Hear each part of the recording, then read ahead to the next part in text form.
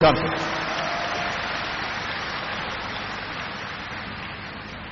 When I moved to Jakarta, it was 1967, and it was a time that had followed great suffering and conflict in parts of this country.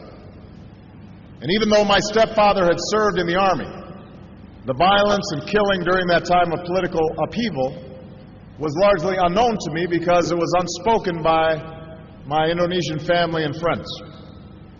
In my household, like so many others across Indonesia, the memories of that time were an invisible presence.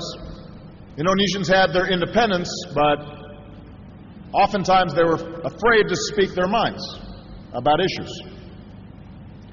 In the years since then, Indonesia has charted its own course through an extraordinary democratic transformation, from the rule of an iron fist to the rule of the people. In recent years, the world has watched with hope and admiration as Indonesians embraced the peaceful transfer of power and the direct election of leaders.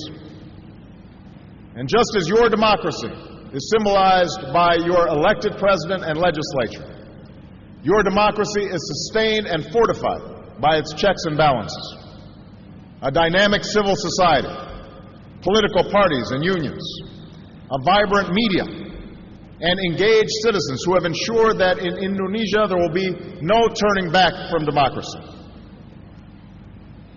But even as this land of my youth has changed in so many ways, those things that I learned to love about Indonesia, that spirit of tolerance that's written into your Constitution, symbolized in mosques and churches and temples standing alongside each other, that spirit that's embodied in your people, that still lives on.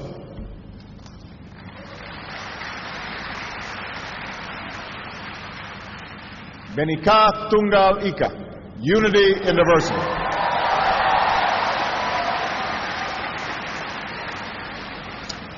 This is the foundation of Indonesia's example to the world.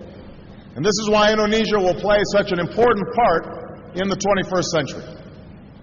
So today, I return to Indonesia as a friend, but also as a president who seeks a deep and enduring partnership between our two countries.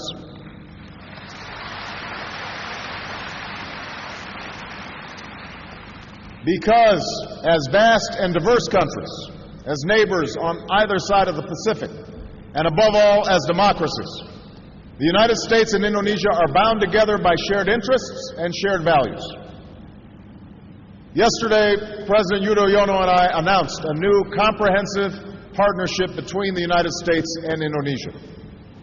We are increasing ties between our governments in many different areas.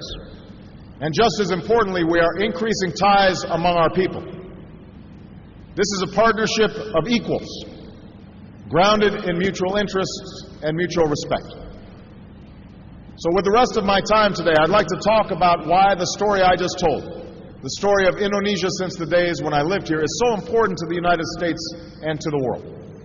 I will focus on three areas that are closely related and fundamental to human progress: development, democracy, and religious faith.